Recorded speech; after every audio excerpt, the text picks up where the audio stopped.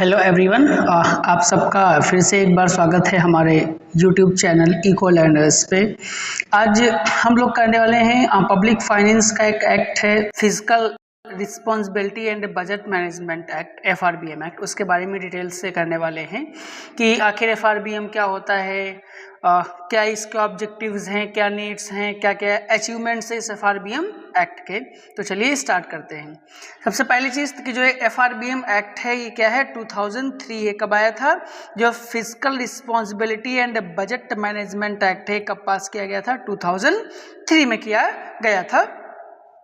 The physical responsibility and budget management act 2003 FRBM is an act of parliament. ये क्या था, एक act of parliament है of India to institutionalized financial discipline. इसका objective क्या था कि जो फाइनेंशियल डिसिप्लिन है इनको इंस्टीट्यूलाइजेशन किया जाए, रिड्यूस इंडियाज फिजिकल डेफिसिट, जो इंडिया का फिजिकल डेफिसिट है उसे रिड्यूस किया जाए, जो हमारा राजकोषीय घाटा है फिजिकल डेफिसिट इसे कम किया जाए, improve macro economic management and the overall management of the public funds by moving towards a balance budget.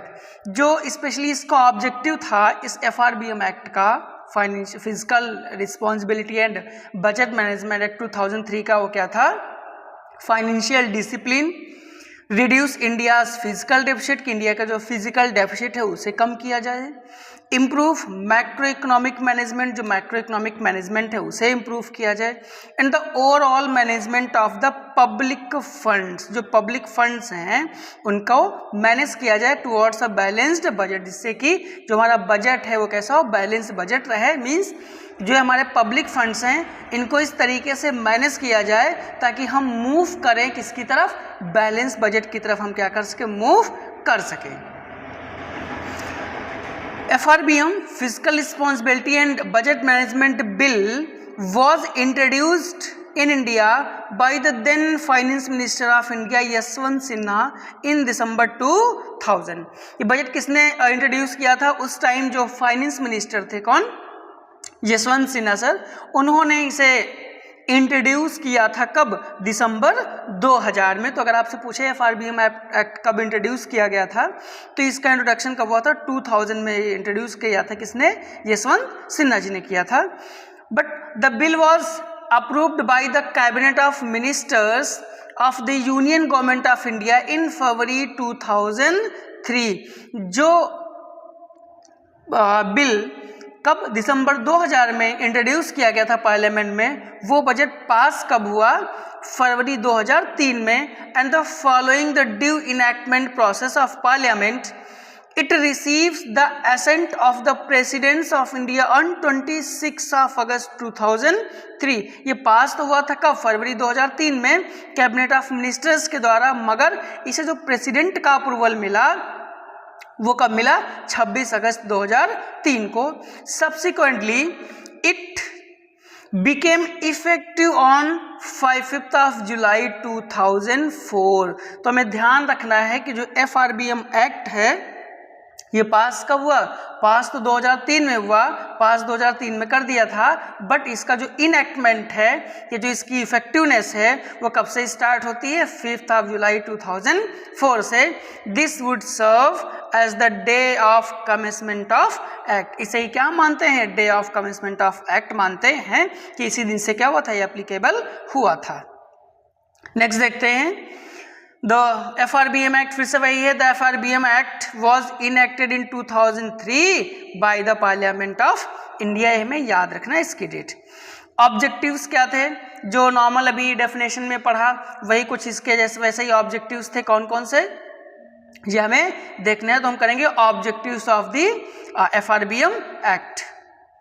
क्या ऑब्जेक्टिव्स क्या हैं इस FRBM एक्ट के, जैसा कि भी डेफिनेशन में शॉर्ट में लिखा था, इंश्योर फिजिकल डिसिप्लिन, क्या करना, जो हमारा अपना फिजिकल डिसिप्लिन है उसे इंश्योर करना, रिड्यूस फिजिकल डेफिसिट, जो हमारा फिजिकल डेफिसिट है हमारे बजट का उसे कम करना, and bring stability in the economy bye managing public finance efficiently means हमें क्या करना है, पहली चीज तो फिजिकल डिफिसिट को डिसिप्लिन मेंटेन रखना है। मीन्स जो गवर्नमेंट के एक्सपेंडिचर्स हैं, जो गवर्नमेंट के रेवेन्यूज हैं, उन सबको एक प्रॉपर डिसिप्लिन के साथ मेंटेन करना।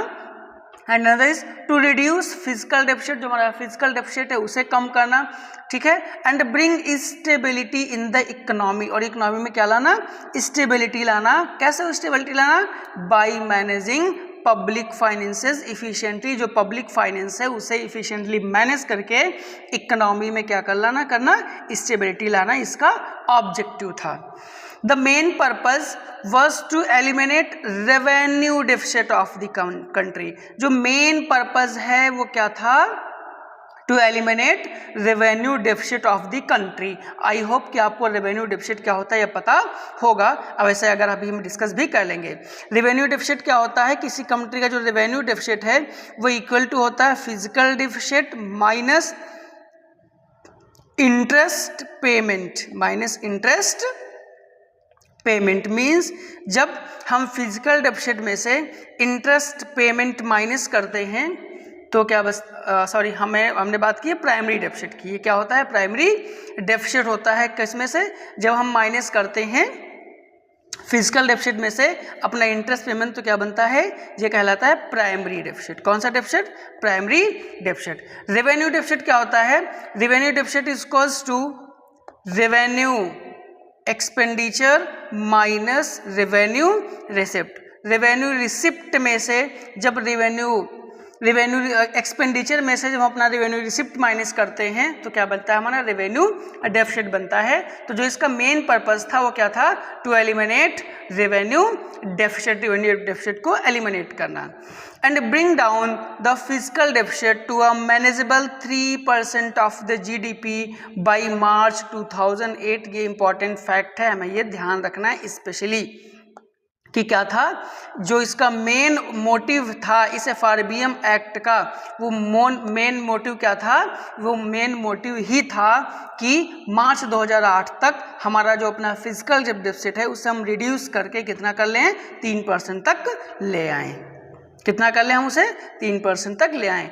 It is considered an important reform in India's physical policy framework. FRBM act को हम कंसिडर करते हैं कि ये क्या है, एक इम्पॉर्टेंट रिफॉर्म है, कहाँ, इंडिया के फिजिकल पॉलिसी फ्रेमवर्क में। नेक्स्ट इसका ऑब्जेक्टिव डिटेल में देखते हैं वन बाई वन। पहला ऑब्जेक्टिव क्या मैंने बताया था अभी, to ensure responsible physical management by the government. Government का जो फिजिकल मैनेजमेंट है ना, इंश्योर रिस्पॉन्सिबल फिजिकल मैनेजमेंट की इंश्योर करता है कि गवर्नमेंट अपने फिजिकल मैनेजमेंट की रिस्पॉन्सिबल तरीके से उस पर काम करे या डिसिप्लिन उसका मेंटेन रखे। दूसरा क्या था, to reduce the physical deficit, कि क्या गवर्नमेंट को करना चाहिए, अपना फिजिकल डेफिसिट रिड्यूस करना चाहिए। और जो इनका टारगेट था वो क्या था कि मार्च 2008 तक इस फिजिकल डेफिसिट को कम करके कहाँ तक लाया जाए, 3% तक लाया जाए। कहाँ तक इसे लाया जाए, 3% तक लाने का टारगेट था। नेक्स्ट देखते हैं, to reduce the revenue deficit, हमें क्या करना, फिजिकल डेफिसिट के साथ साथ क्या करना, रेवेन्यू डेफिसिट भी हमें क्या करना है, रिड्यूस करना है।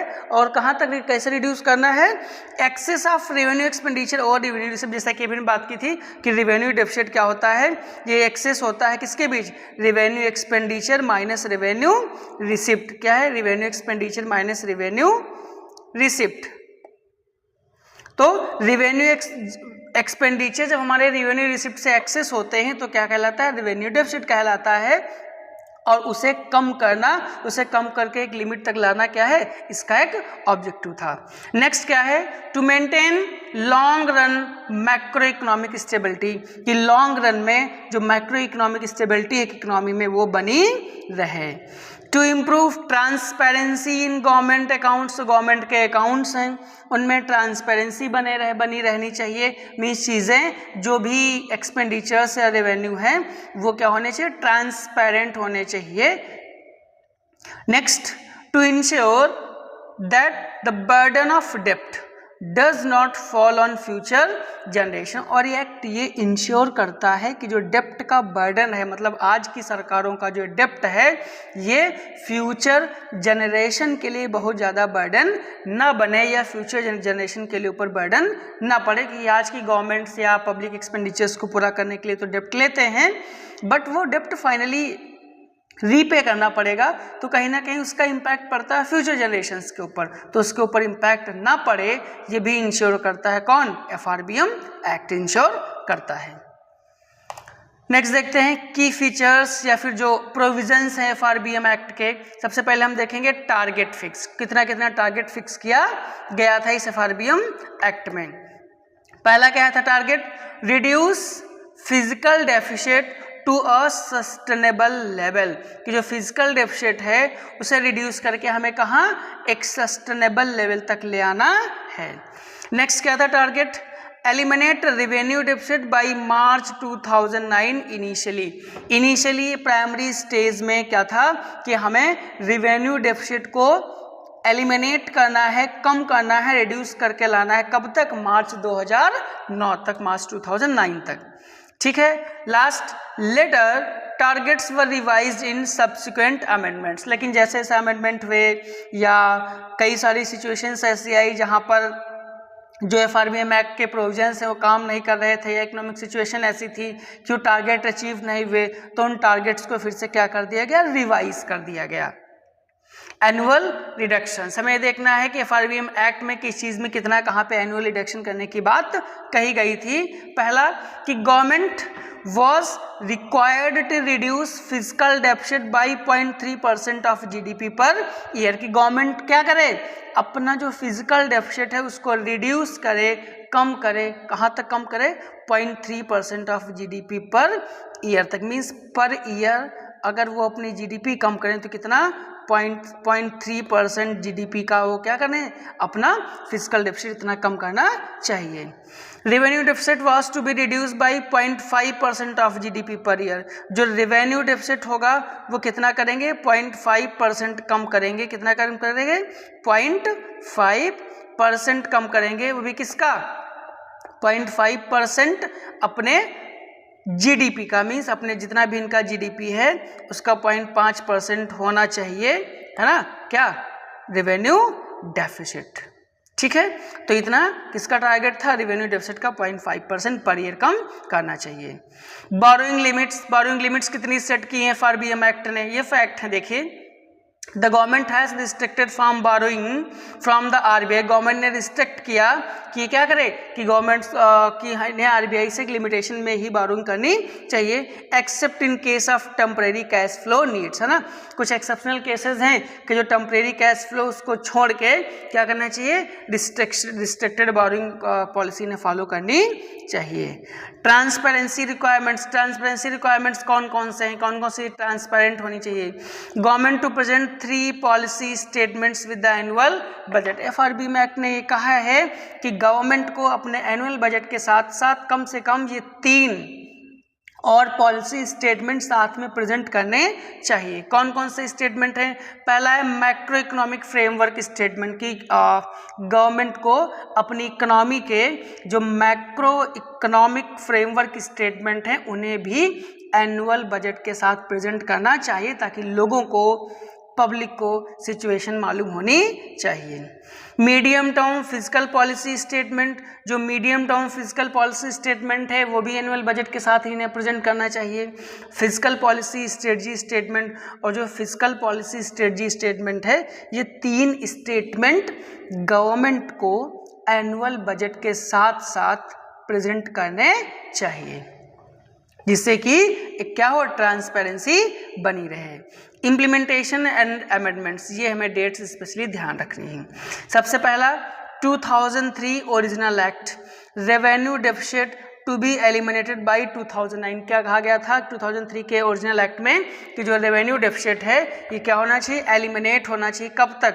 2009 तक। And physical deficit capped at 3% of GDP, और जो फिजिकल डेफिसिट है इसकी कैप लिमिट होनी चाहिए कि अपनी GDP का 3% तक होना चाहिए, ये इसका टारगेट था 2003 के ओरिजिनल एक्ट का। बट है ना, ये जो टारगेट था कि 2008-9 तक ये अचीव होना चाहिए, ये टारगेट्स किसी रीजन से पूरे नहीं हो पाए बिकॉज ऑफ 2008 में ग्लोबल फाइनेंशियल क्राइसिस आया था। जब आपको भी पता है कि जब कोई ग्लोबल फाइनेंशियल क्राइसिस ऐसा आता है तो जो इकोनॉमिक फ्रेमवर्क है, जो इकोनॉमीज है, वो पूरी डिस्टर्ब हो जाती हैं। तो क्या था, target postponed as government increase expending to boost economy. इस फाइनेंशियल क्राइसिस की वजह से गवर्नमेंट ने क्या किया, अपने खूब सारे एक्सपेंडिचर्स किए इकोनॉमी में, है ना, एक्सपेंडिचर स्पेंडिंग अपनी खूब सारी बूस्ट करी। इस वजह से इनको जो अपने टारगेट थे वो रिवाइज करने पड़े due to the 2007 international financial crisis. Deadlines for FRBM targets were postponed and later suspended in 2009। इस क्राइसिस की वजह से, जो 2008 का ग्लोबल क्राइसिस, इसकी वजह से पहले तो FRBM एक्ट को अपना जो टारगेट था वो पोस्टपोन करना पड़ा, देन बाद में उन्हें अपने टारगेट क्या करने पड़े, सस्पेंड करने पड़े। फिर 2012 में अमेंडमेंट हुआ, introduce the concept of effective revenue deficit.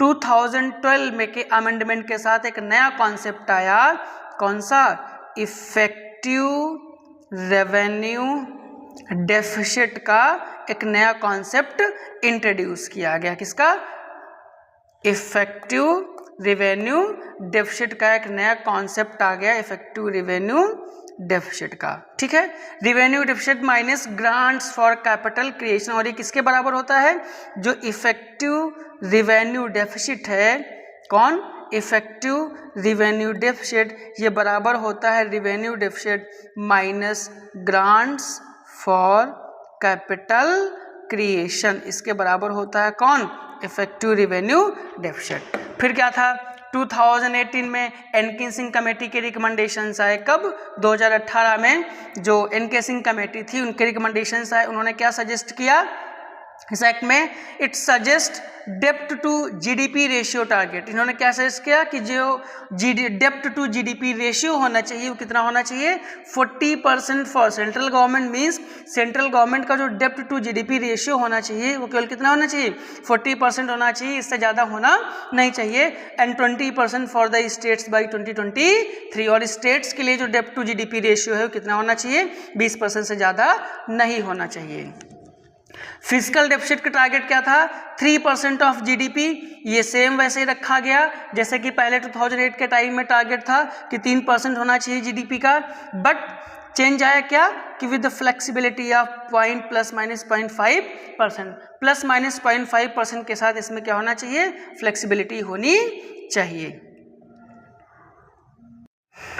कुछ अचीवमेंट्स हैं FRBM एक्ट के कि क्या क्या आखिर अचीवमेंट्स हमें मिले इस FRBM एक्ट में। पहला अचीवमेंट है brought discipline in government expenditure, कि जो गवर्नमेंट एक्सपेंडिचर है उसमें डिसिप्लिन आया, क्योंकि इतने सारे टारगेट सेट किए गए, उस हिसाब से पॉलिसीज बनाई गई, तो कहीं ना कहीं जो गवर्नमेंट एक्सपेंडिचर्स थे वो डिसिप्लिन फॉर्म में रहे। Improved transparency in budget account documents, budget account में ट्रांसपेरेंसी आई, जो बजट डॉक्यूमेंट्स है उसमें ट्रांसपेरेंसी आई, क्योंकि इसका प्रोविजन था कि आपको एनुअल बजट के साथ साथ 3 और पॉलिसीज भी लानी है। Helped in controlling inflationary borrowings, जो इन्फ्लेशनरी बोरोइंग्स थे उनको कंट्रोल करने में इसने हेल्प किया। And increased awareness of physical responsibility in policy making, और पॉलिसी मेकिंग में जो फिजिकल रिस्पॉन्सिबिलिटी थी उसके लिए अवेयरनेस इंक्रीज की। मीन्स हमें कहीं ना कहीं अपनी फिजिकल रिस्पॉन्सिबिलिटी समझनी चाहिए, गवर्नमेंट्स को पब्लिक एक्सपेंडिचर और पब्लिक रेवेन्यू के टाइम इन चीज़ों का ध्यान रखना चाहिए, और चीज़ें कैसी, बैलेंस बजट की तरफ हमें मूव करना चाहिए। तो ये था FRBM एक्ट, फिजिकल रिस्पॉन्सिबिलिटी इन बजट मैनेजमेंट एक्ट। आई होप कि आपको ये वीडियो अच्छा लगा होगा, तो आप वीडियो को लाइक और चैनल को सब्सक्राइब करना मत भूलिएगा। Thank you.